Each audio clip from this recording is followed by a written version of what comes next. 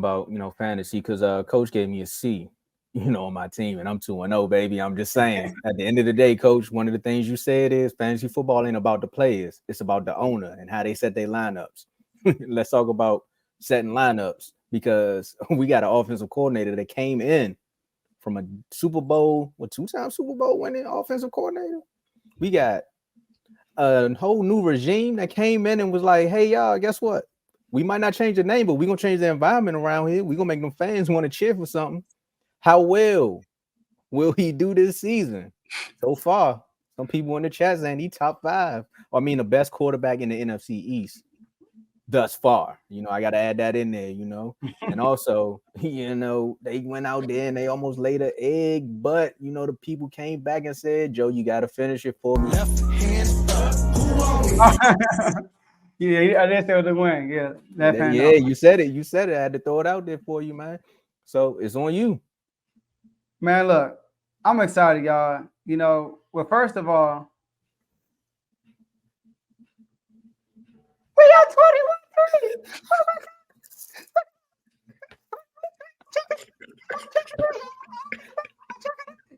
Go to sleep. He brought the props back out. He brought the props back out.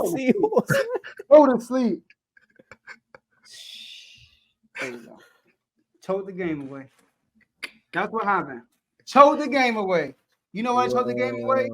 Because of Sam Howell and that defense. Tomo Dave. We won that game for our defense, of course, and Sam Howell. Sam Howell won that game offensively. If anybody say anything different, they just a hater.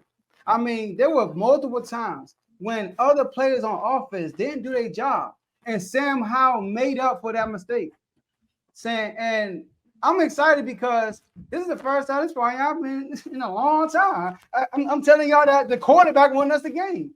Probably last time that happened was RG3. I'm not even gonna lie to you. Wentz ain't win no games for us. He didn't win no games for us. Taylor Heineke, he didn't win games for us. He was a starting quarterback and won the game, but he wasn't the reason why we won these games.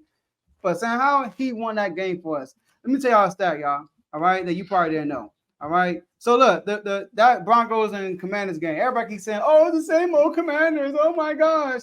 Did y'all know that 35 points that we scored was the most points we scored since 2020, almost 4 years, right? Most points we scored in over 3 years, right? 18-point road comeback, largest since 1990. Did y'all know that? Since 1990. And 2-0 for the first time in 12 years. Isn't that crazy?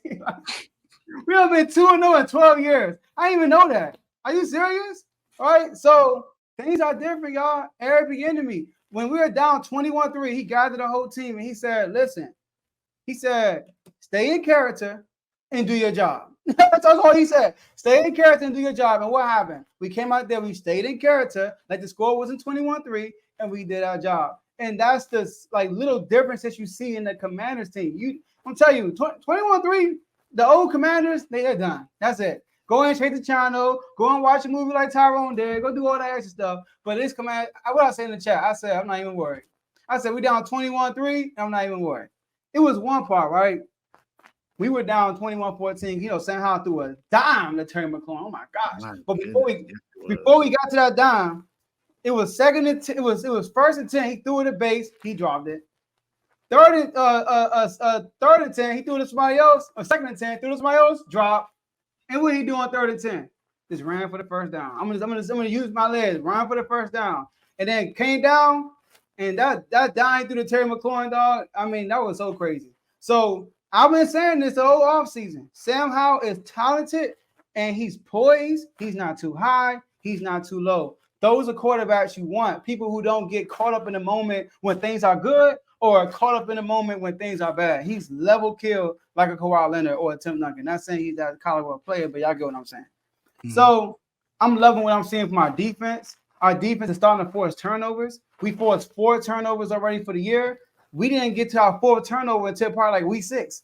Week 6 of last year. We in week 2. We already got 10 sacks. Tie with y'all too, Tomo. We neck to neck, right? I got 10 sacks. We got 10 sacks. So, everybody reading about the Cowboy defense, but we got 10 sacks ourselves. I'm just saying, right? So we had 3 against the Cardinals and 7 on Russell Wilson. 7. And my man Chase Young had a sack and a half. People who say he was washed. But this team is on the rise, man. I predicted we will win 11 games. I said these first 2 games were perfectly set up. You got a good defensive part Cardinals team, but offensively they're whack. So our defense gonna make mistakes for Sam Howell, and that's exactly what happened. And then week 2, we play a good defense of PS2 and the boys, Randy Gregory, and it's gonna be a test for Sam Howell. And Sam Howell looked flawless. He made one bad throw all game. So I'm excited, Tomo. Another dub. Horse, he still asleep? Yeah, he's still asleep. He'll wake up soon. Go ahead. Dave, go ahead, man. Well, you talked about the Commanders, right? There's not much I can really say about that, but there's another stat that I brought up about the Commanders. Okay. Sam Howell is the first quarterback since 1950 to go 3-0 in his first 3 starts in Washington's history. Come on now, dog. There you go. That's something for you, Joe. Say it again. Say it again. Oh, Don DeMarco. But no, I got to talk about the Broncos. So this game, they were winning this game. So this is what Joe called it. This is a choke artist of a game for the Broncos. But credit to the Commanders for playing good offensively. Chase Young was also wreaking havoc back there, to making his season debut. Definitely did what he was supposed to do. Him and Payne was back there just doing whatever they wanted back there. Oh my goodness. But it wasn't really a bad game from Russ other than him getting sacked 7 times. I mean, he threw a pick, but he was 18-32. He threw for 308 yards, 3 touchdowns. And his quarterback rating was a 107.3. So he played pretty well. But I mean, that defense gave up 35 points.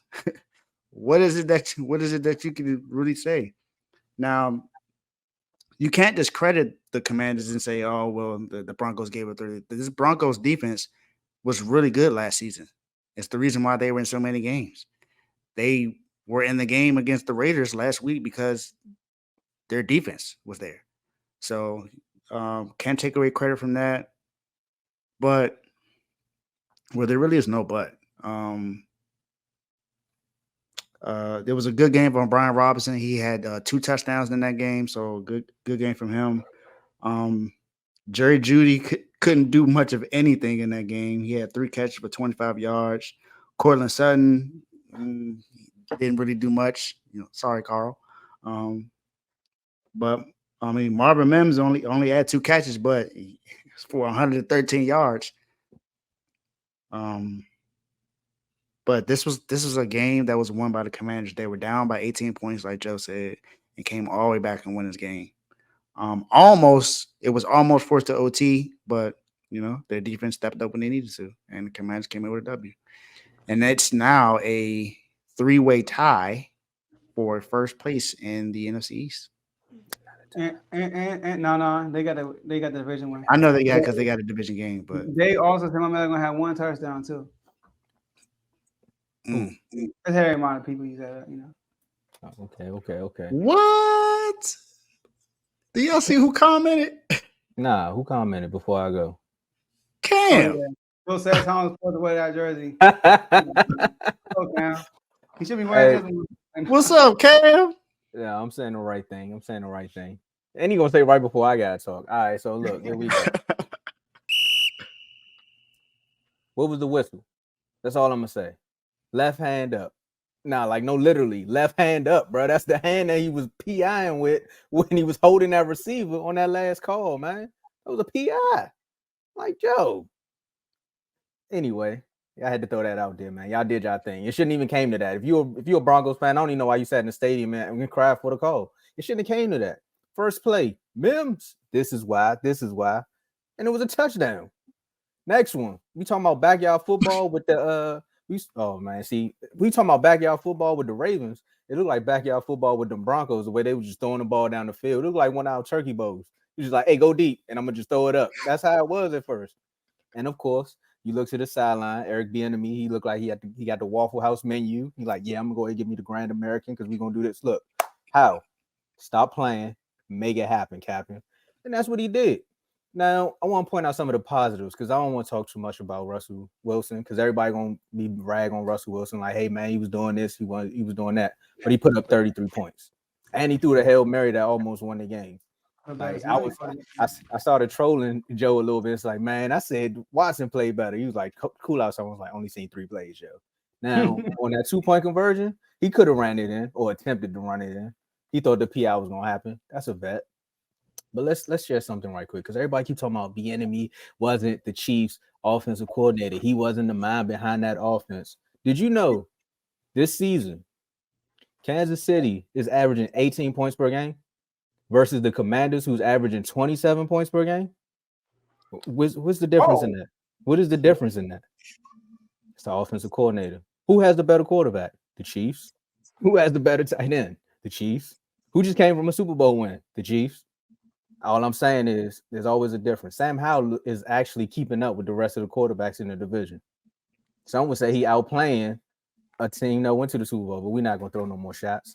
Also, EB, when we talk about paid in full, I ain't talking about the song. I'm talking about you about to get Sam Howell paid in full.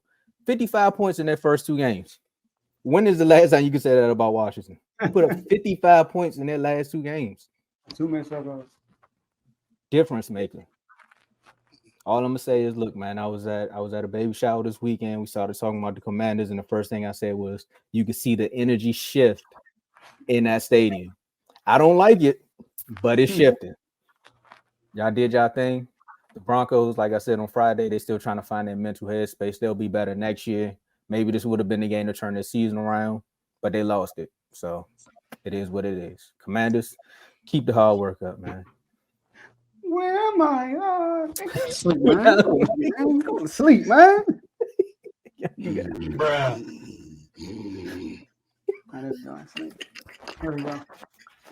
Yeah, you gotta relax, bro. Oh man, I don't even know how to go to the next game off that one, man.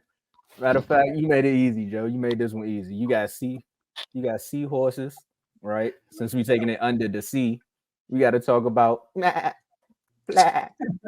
or I got to work on that. But you killing me though. It's the Dolphins versus the Pats, man. This team here, they are turned up.